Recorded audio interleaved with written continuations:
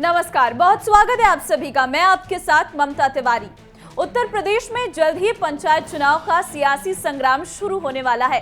प्रधानी की चुनाव कहे जाने वाले इस चुनाव के लिए प्रदेश के कई लोग अपनी दावेदारी जता रहे हैं। कई गांव में भी तैयारियां शुरू हो चुकी है। कई लोगों का चुनाव प्रचार भी शुरू हो चुका है।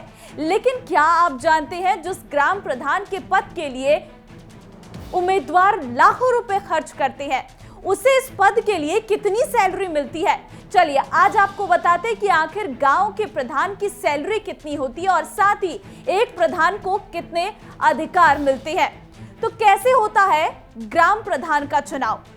ग्राम प्रधान की सैलरी बताने से पहले आपको बताते हैं कि आखिर ग्राम प्रधान का चुनाव कैसे होता है। दरअसल पंचायत चुनाव 3 स्तरीय होता है।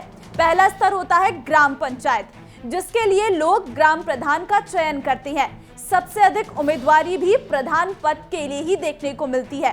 ग्राम प्रधान के लिए आम चुनाव होते हैं और गांव की जनता अपना प्रधान चुनती है और इस चुनाव में किसी भी पार्टी का कोई हस्तक्षेप नहीं होता है।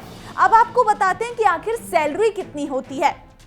दरअसल सरकार गांव में होने वाले विकास कार्यों के लिए बजट आवंटित करती है। इस विकास निधि में जो पैसा होता है, प्रधान पैसा कमाने की कोशिश करती है, जो गलत है। इसके अलावा सरकार प्रधान को हर महीने 3,500 रुपए मानदेय देती है। वहीं ग्राम पंचायत सदस्य को भी मानदेय नहीं मिलता है।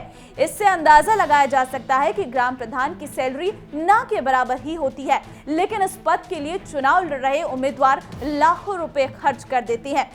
क्या होते हैं ग्राम पंचायत के अधिकार, वो अब आपको बताते हैं।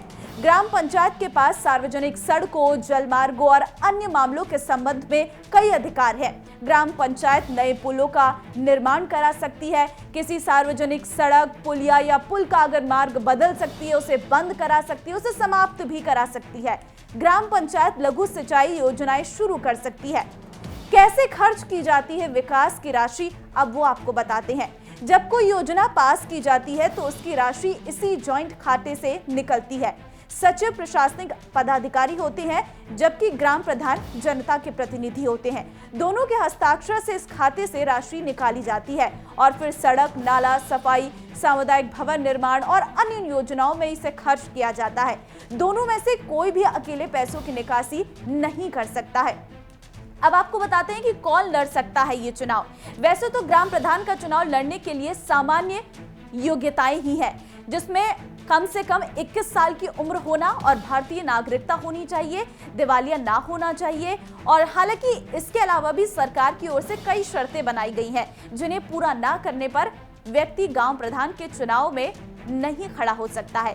इसमें आरक्षण समितियों का बकाया आदि शामिल है। इसके अलावा कई मुद्दों पर अभी शर्तों पर विचार चल रहा है, जिन्हें पूरा ना करने पर व्यक्ति चुनाव नहीं लड़ पाएगा। इन शर्तों में शैक्षिक योग्यताएं, बच्चों की संख्या, चुनावी खर्च का ब्यौरा आदि शामिल है। तो ये वो पूरा तरीका है जिससे ग्राम प्रधान के चुनाव लड़े जाते हैं, उनकी सैलरी और उन पर उनके पास क्या क्या अधिकार होते हैं। फिलहाल इस टॉपिक में आज के लिए बस इतना ही। आप बने रहिए हमारे साथ। नमस्कार।